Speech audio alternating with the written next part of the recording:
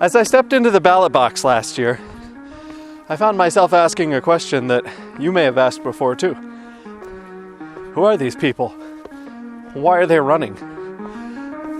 On this show, I hope to answer those questions for you and for me. I'm going to be covering only local politics. Why only local? Because national politics is broken and I can't fix that. But maybe I can make a difference here in Greene County. I'm Levi Kirby, and this is Man Without a Party. Our first race, Greene County Commissioner.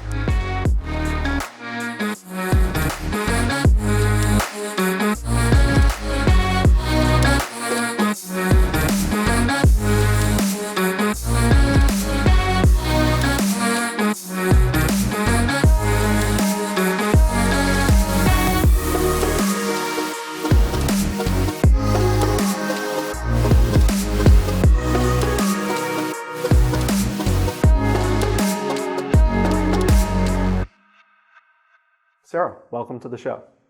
Tell me about yourself, who you are, and why you're running for Greene County Commissioner. Well, thanks for having me, Levi. Sarah Mays. I am the current mayor for the city of Xenia and running for Greene County Commissioner. There is a vote on March 19th. It's the primary vote, so it's a very important one. Both of us are running Republican, and so it really is important for the March 19th vote. The reason I'm running is I'm already very involved in our local government. I've been involved for the last 9 years. 7 of which I've been mayor. This is my home. Greene County is my home. My roots run deep here. My family is here. My relatives, my grandfather, he'll be 99 in just a few weeks. He still lives in Bellbrook in the house that he built. So we have family in Bellbrook and Beaver Creek. This is home. And I love being here. My husband and I decided when we got married, he was from the Cincinnati area, to stay here and raise our family here. So I've been very involved in advocating for our community as mayor. But really, over the last year, I've been working to take that even to the county level, just naturally, not even really a conscious thought. It's just that that's how I operate and looking to see our region grow well, be strategic. I'm very proactive. So I've been meeting with things like the Dayton Development Corporation, the DDC. They are they're a huge regional presence. That's how we get businesses here. The Honda and LG plant. The DDC plays a huge part of that. I meet with them every few months. I'm one of the only elected officials that actually meets with them in Greene County because I asked, is anybody else doing this? And he said, not really, but I do that because I want to know what's coming, what's happening. We have site visits with them, and I want to know what's going to be needed. I'm very active at Wright-Patterson at the Air Force Base. I'm out there on a regular basis. I have strong relationships with the leadership there. There's so much that happens there that affects our backyard. So that it was very important to me to build that relationship. I'm at a lot of events that affect the county just because it's the right thing to do. I'm the current president for the Dayton region, mayors and managers, which includes Montgomery County, Greene County, and Miami County. So again, having that presence and advocating for our region is something that I naturally do, have been doing because I want to see Greene County flourish.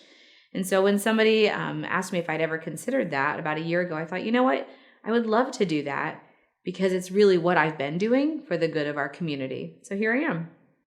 What is a challenge that you see coming in Greene County and something positive that you're looking forward to? So one of the biggest challenges that we are facing, there's 2 things. Housing is a big piece of that, and workforce. And really, those are tied together. We have so many job opportunities coming to Greene County that it'll be a struggle to keep up with it. Honda, as I mentioned before, the Honda LG plant is being built about 20 minutes from here.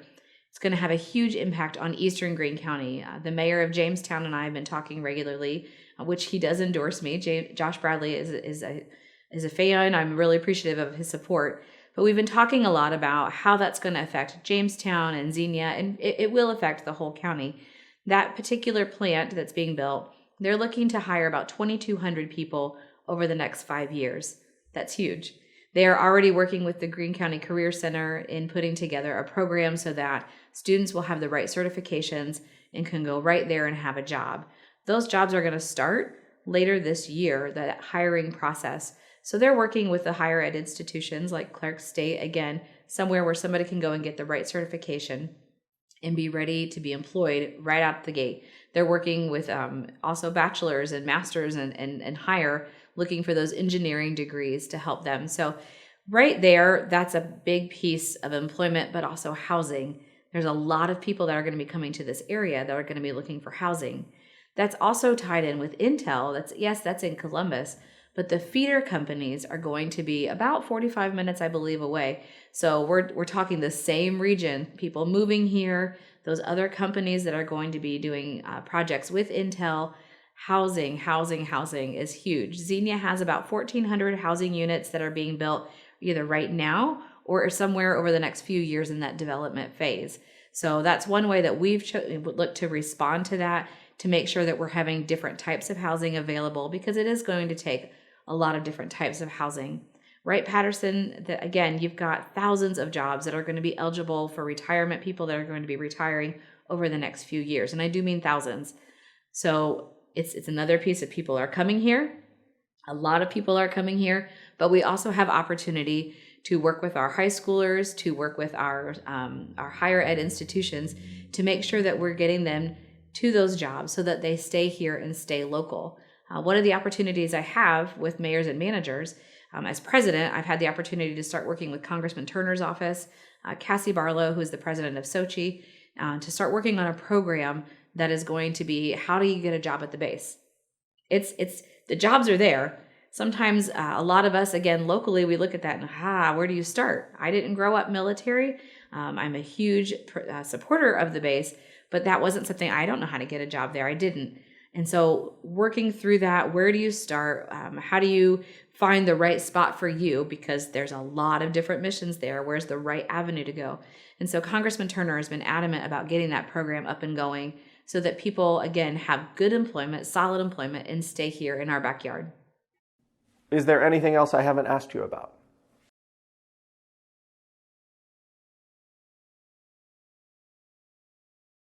I'm really good at building relationships, and that's why I talk about things like the base and the DDC and other communities that I work with. My goal is to find ways that we have commonality. What can we work on together? What can we be doing to help each other?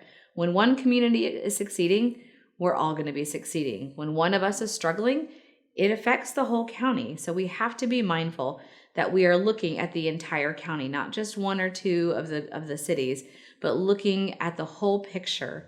And so one of the things that I thrive on is getting everybody to the table, listening, hearing what's needed, and then being very solution oriented. And how can we work together to find the right solution? So I bring already those relationships that I've been working on and will continue to work on. Those are things that are a natural step in the right direction for me. I'm already doing those things with Right Pat. Just bringing that to the county level, it makes sense.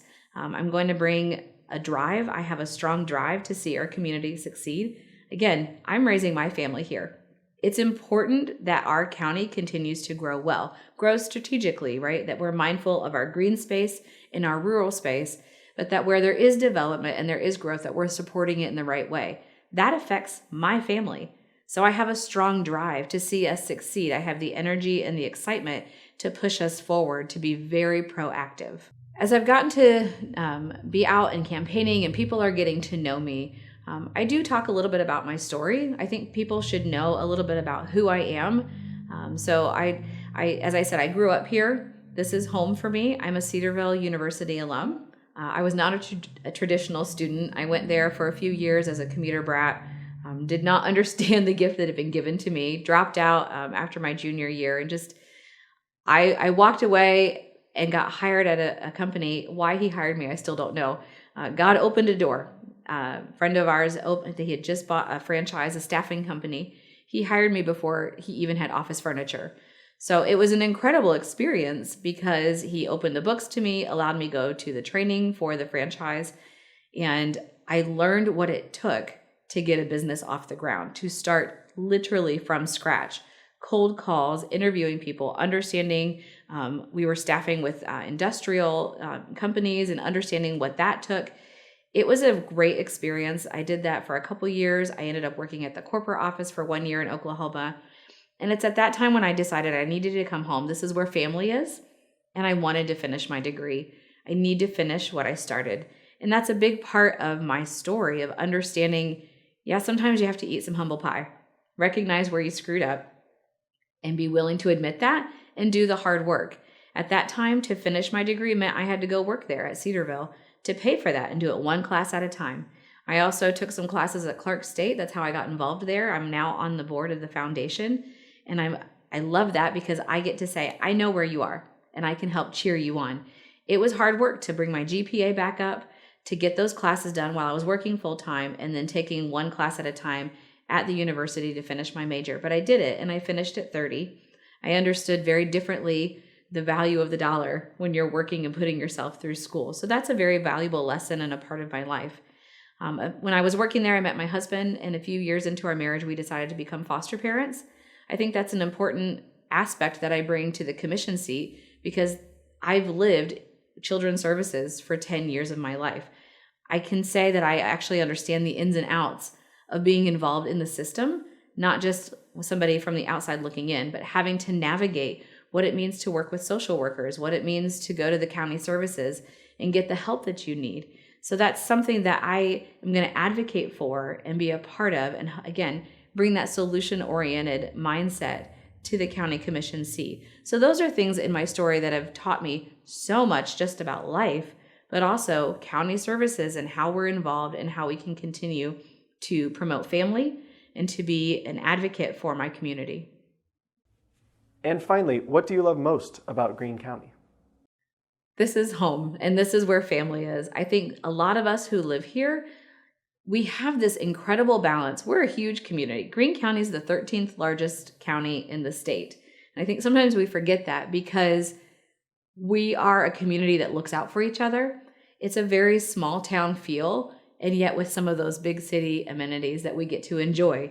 There's a lot of different aspects of our community. We have the retail and Beaver Creek and the things that we can do there. We have the incredible bike paths here in Xenia that we love and that we're so excited about, and people move here for those bike paths. We have the park system. We have incredible parks. We have beautiful farming communities. We have so many different things at our fingertips. And yet I love that when I go around to the different places in Cedarville and Jamestown, Yellow Springs, our townships, we know each other because we have that small town attitude and feel where we look out for each other, but yet we are very successful and we're a growing community, and it's a great place to live, to raise your family. We have an incredible faith community. I'm very plugged into my church. I work there a few hours a week.